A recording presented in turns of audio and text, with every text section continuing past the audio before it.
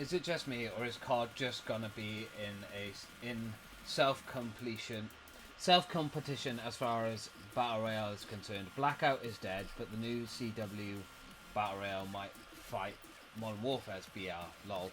Yeah, I mean, I don't know.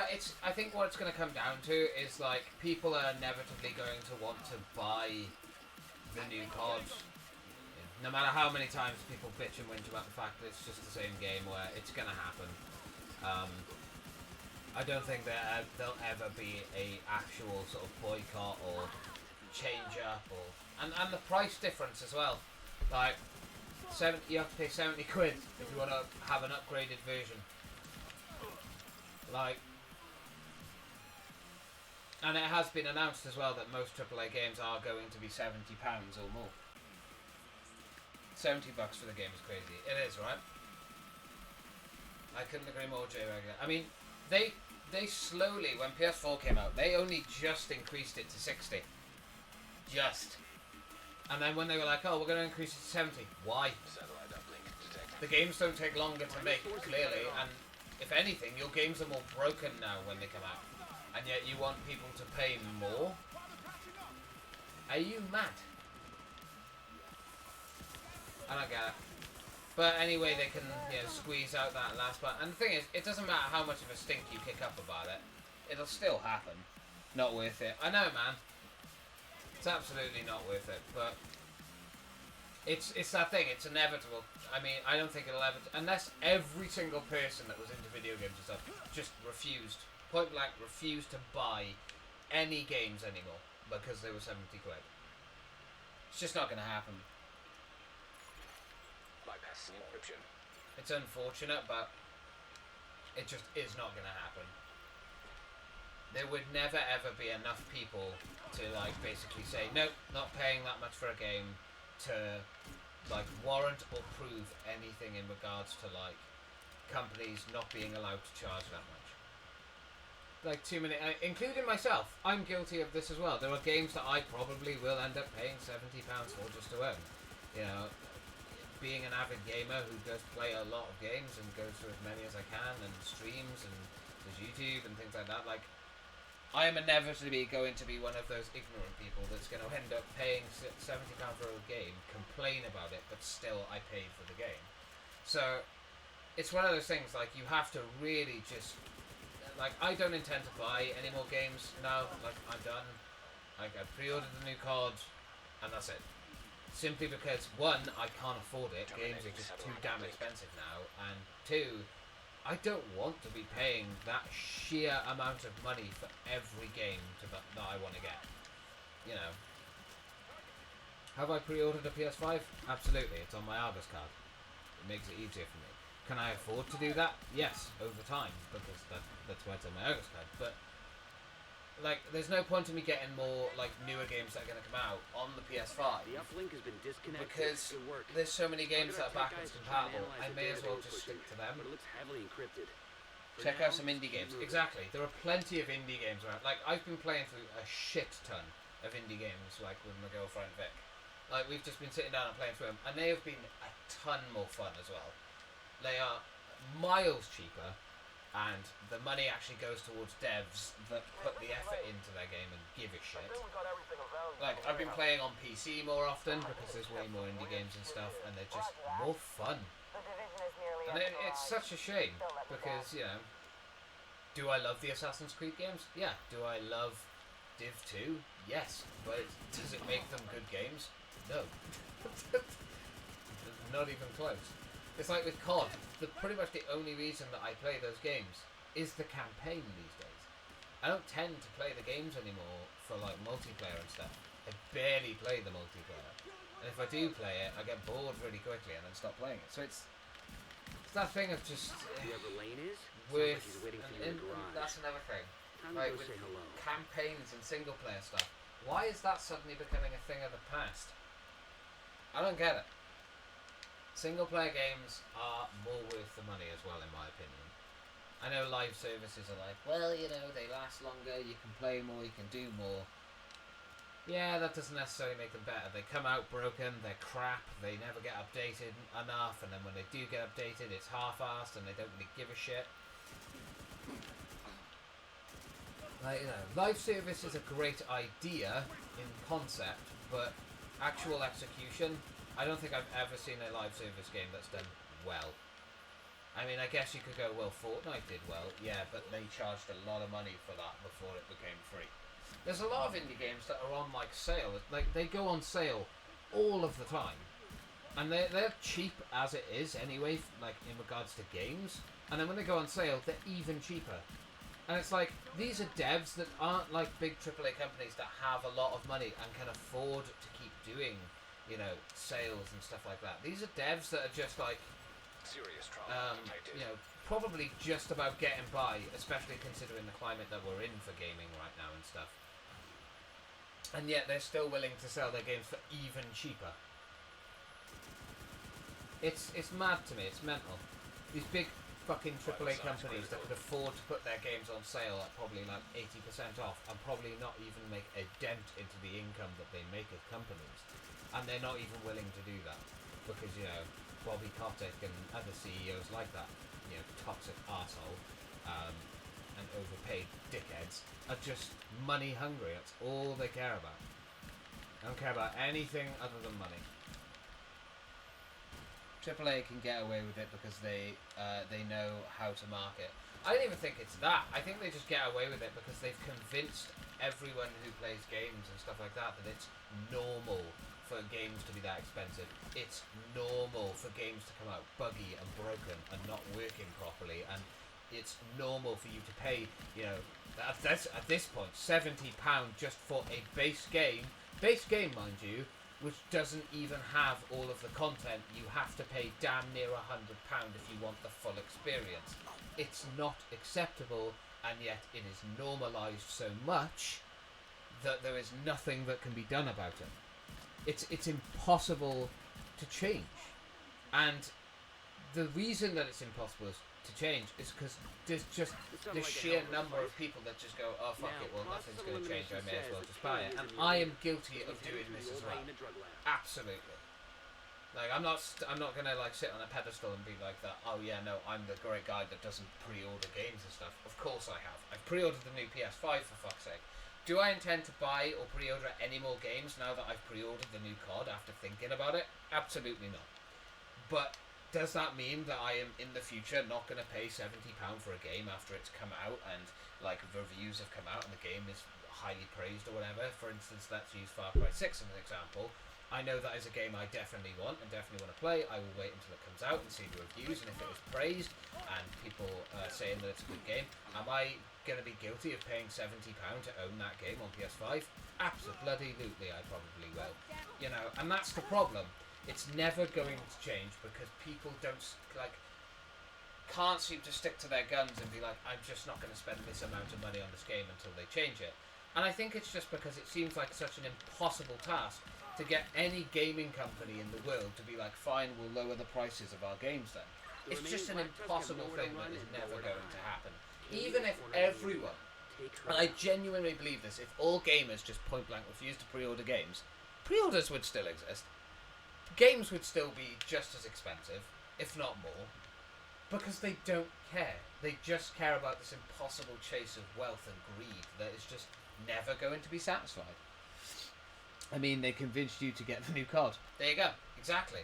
And the thing is, it wasn't even the convincing that needed to happen. It was just... This is what scares me, right? More than anything, I forgot I can't pause this game.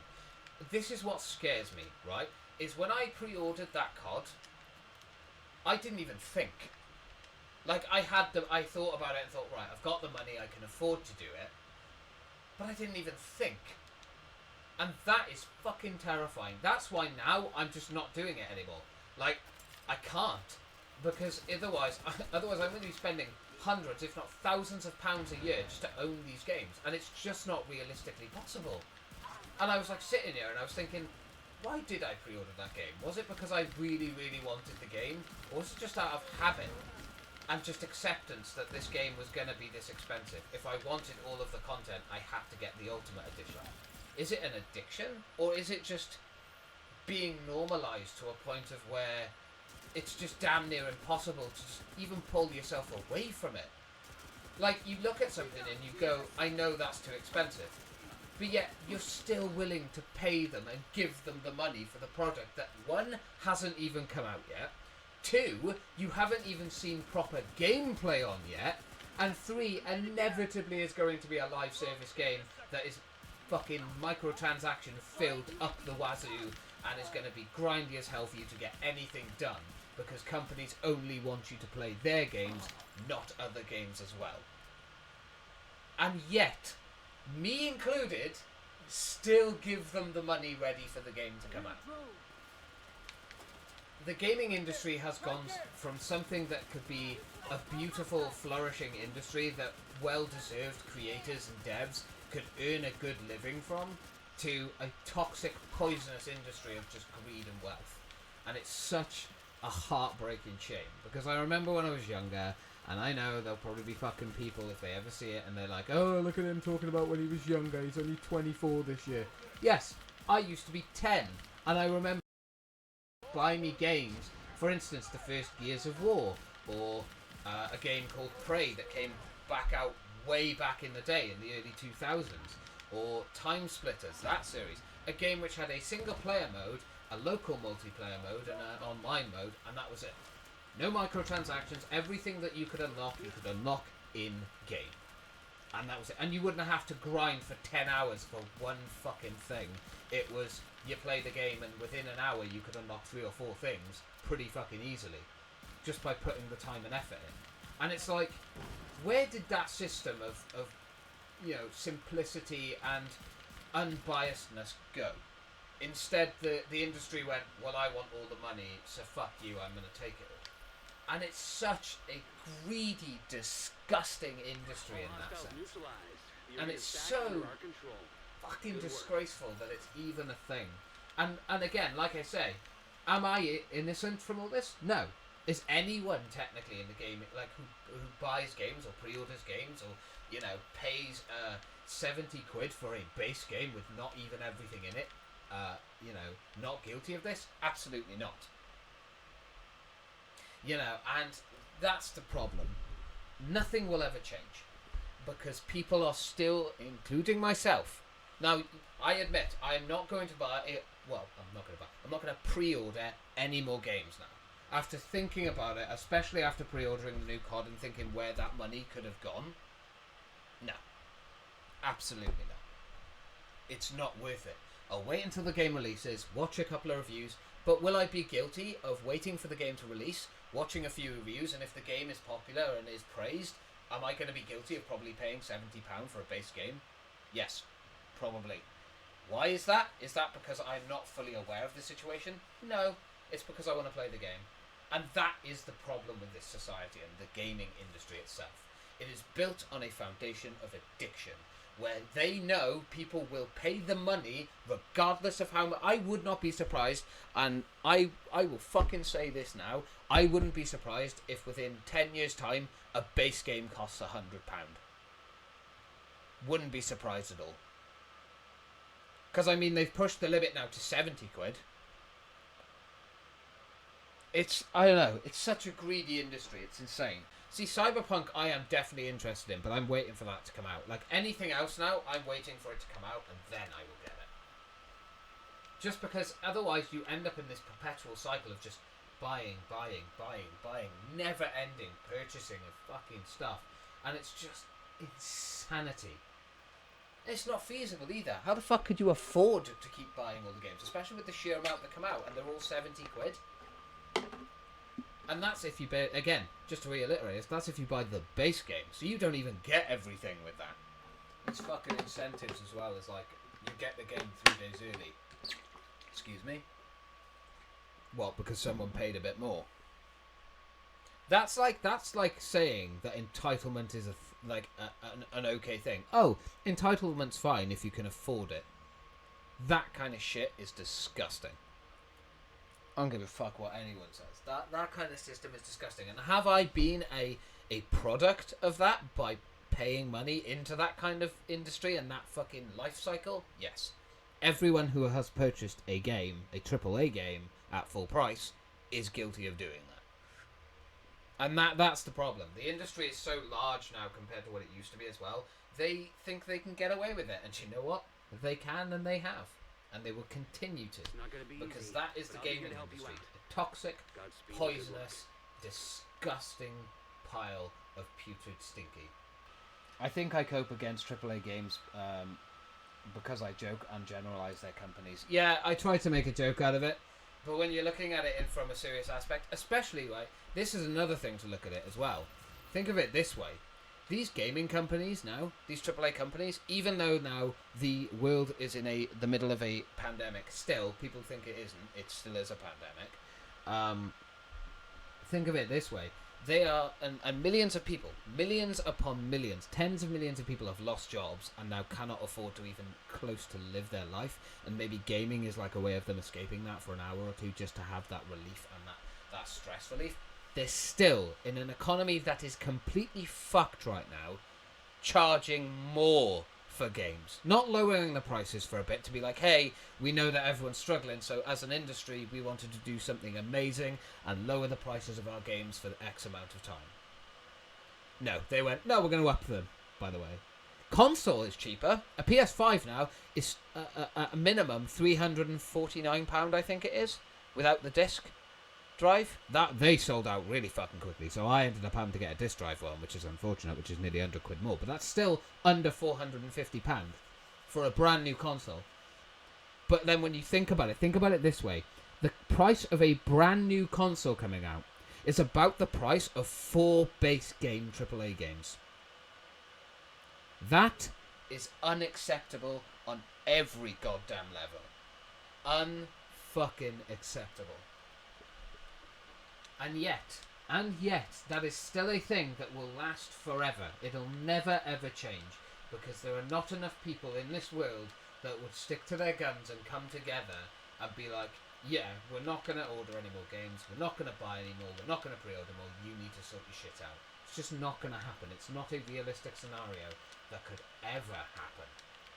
Again, I am guilty of feeding into this shit show of a fucking industry as well. And there are hundreds of people, millions of people that are guilty of it. Will it ever change? No.